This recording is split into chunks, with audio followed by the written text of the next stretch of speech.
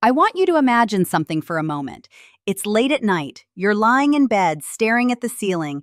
Your body is tired, but your mind won't stop racing. You check the clock. Again. The numbers seem to mock you as another hour passes. You've tried everything, or so you think. Maybe you've even considered reaching for sleeping pills, but something stops you. You know there has to be a better way. Well, there is. And tonight, I'm going to share with you the science-backed methods that can help you fall asleep fast, naturally, without any medication. These aren't just tips I've read somewhere. These are techniques grounded in sleep research, used by insomniacs who finally found relief, and recommended by sleep specialists around the world. But before we dive into the solutions, we need to understand something crucial. Your inability to fall asleep isn't a character flaw. It's not weakness. In most cases, it's simply your body and mind responding to signals you're unknowingly sending. Once you understand what's happening, you can change those signals. Let's start with what's really going on when you can't sleep. Your brain has a natural sleep-wake cycle called the circadian rhythm. Think of it like an internal clock that's been ticking since you were born.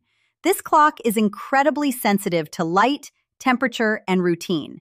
When everything aligns, falling asleep is effortless. But modern life constantly disrupts this delicate system. The blue light from your phone tricks your brain into thinking it's still daytime. The stress from work keeps your cortisol levels elevated.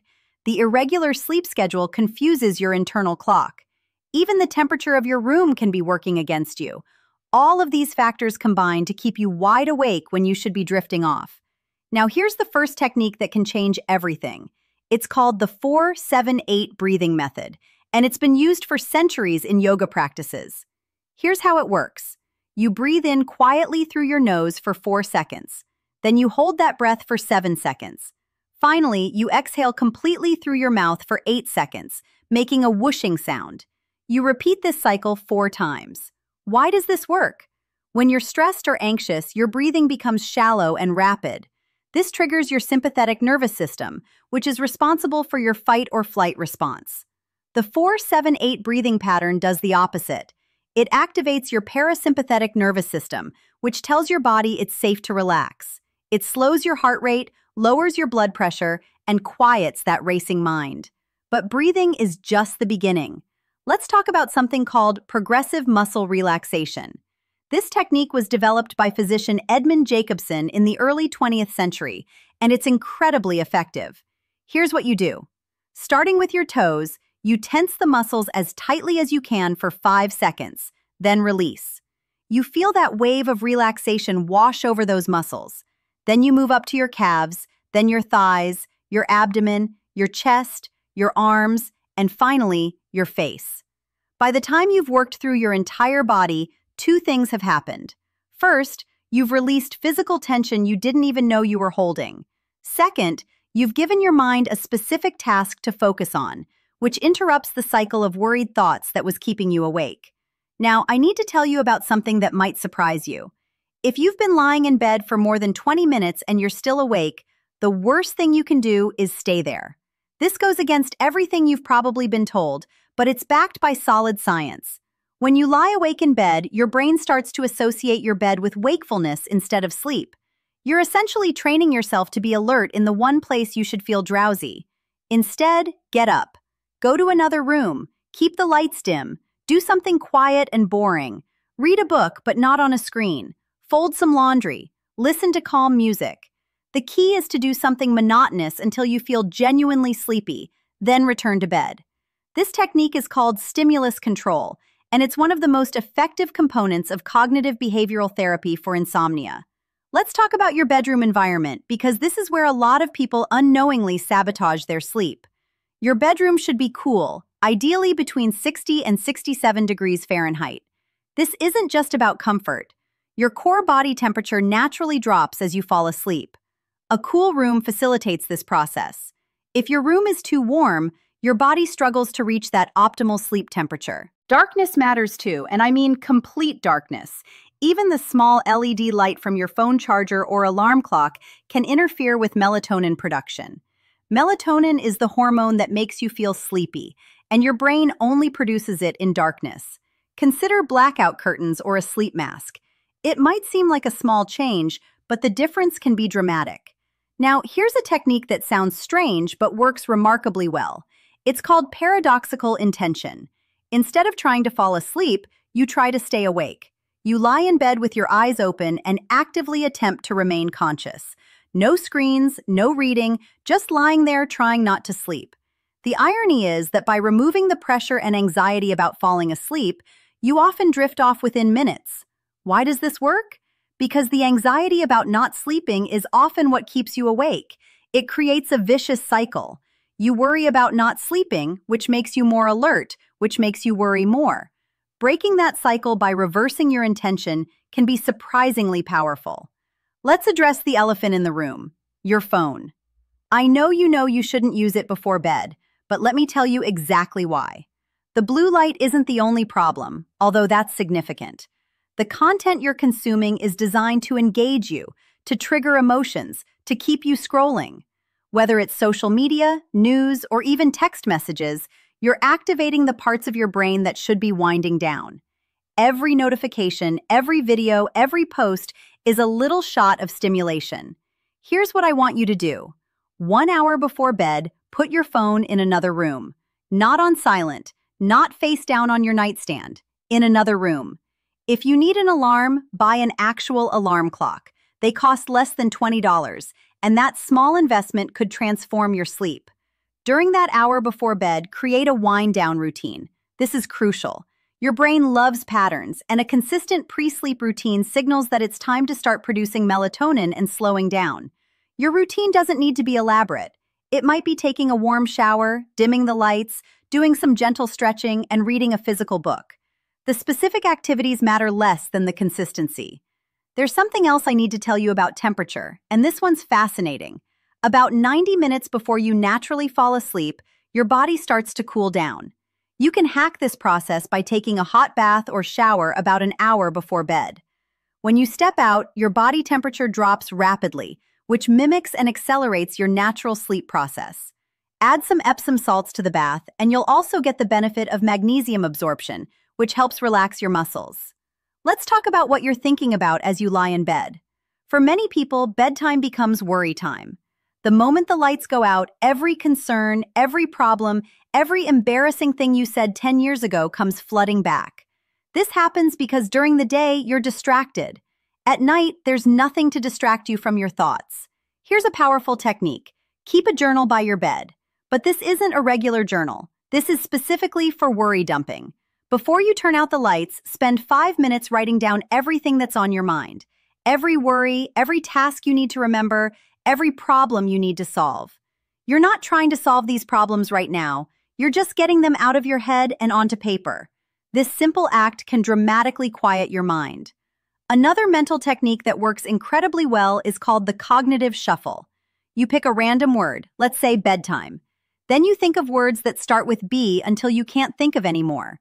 Then words that start with E, then D, and so on. Why does this work? Because it occupies your mind with something meaningless, which prevents it from engaging with stressful or stimulating thoughts. It's boring enough to let you drift off, but engaging enough to stop rumination. Now I want to address something important. What you do during the day affects how you sleep at night. If you want to fall asleep quickly, you need to build sleep pressure during the day. That means getting sunlight exposure in the morning. Natural light in the first hour after waking helps set your circadian rhythm. It tells your body that this is daytime, which makes it easier for your body to recognize nighttime later. Exercise matters too, but timing is key. Regular physical activity improves sleep quality significantly. However, intense exercise too close to bedtime can be stimulating. Aim to finish vigorous workouts at least 3 hours before bed. Gentle activities like yoga or walking are fine closer to bedtime. Caffeine deserves its own conversation. Caffeine has a half-life of about 5 hours. That means if you drink coffee at 4 in the afternoon, half of that caffeine is still in your system at 9 at night. Even if you don't feel wired, it's interfering with your sleep quality. If you're having trouble sleeping, cut off caffeine by noon. Yes, noon. I know that sounds early, but try it for a week and see what happens. Alcohol is tricky. Many people use it as a sleep aid because it makes them feel drowsy. But alcohol disrupts your sleep architecture. It prevents you from reaching the deep, restorative stages of sleep. You might fall asleep faster, but you'll wake up more during the night and feel less rested in the morning. If you're serious about improving your sleep, alcohol before bed has to go. Let me share one more visualization technique that's incredibly effective. It's called the remote viewing technique. You imagine yourself in a peaceful place. But here's the key. You don't imagine yourself in that place. Instead, you imagine viewing yourself from above, like a camera looking down. You watch yourself relaxing on a beach or in a forest or wherever feels peaceful to you.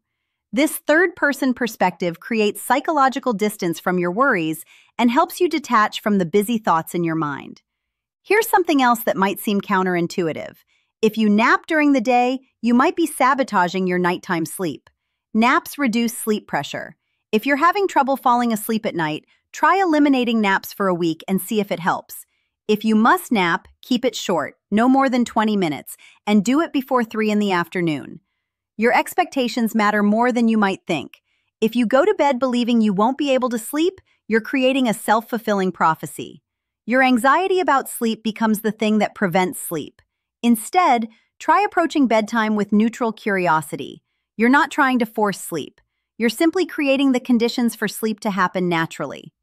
Let's talk about consistency, because this might be the most important factor of all. Your body thrives on routine. Going to bed at the same time every night and waking up at the same time every morning, even on weekends, helps regulate your circadian rhythm. I know weekends are tempting for sleeping in, but if you're struggling with sleep, consistency trumps everything else. After a few weeks of a regular schedule, you'll find yourself getting naturally tired at bedtime. There's one more technique I want to share, and it combines several elements we've discussed. It's called the military method, reportedly developed to help soldiers fall asleep in difficult conditions. Here's how it works. You relax your entire face, including your tongue, jaw, and the muscles around your eyes. You drop your shoulders and let your hands fall to your sides. You breathe out and relax your chest. You relax your legs, thighs, and calves. Then you spend 10 seconds clearing your mind before visualizing one of these 3 images. Lying in a canoe on a calm lake with a clear blue sky above. Lying in a black velvet hammock in a pitch-black room, or repeating, "Don't think, don't think, don't think," for 10 seconds. With practice, you can reportedly fall asleep within 2 minutes using this method. Here's what I want you to remember. Falling asleep quickly isn't about finding one magic solution. It's about creating multiple conditions that work together. A cool, dark room, a consistent schedule, a wind-down routine, techniques to quiet your mind, proper daytime habits. When you combine these elements, falling asleep becomes natural again. You don't need pills, you don't need special gadgets or expensive supplements. What you need is to work with your body's natural systems instead of against them. Every technique I've shared tonight is free. They just require practice and consistency. Start tonight with 1 or 2 techniques that resonate with you. Maybe it's the 4-7-8 breathing. Maybe it's keeping your phone out of the bedroom.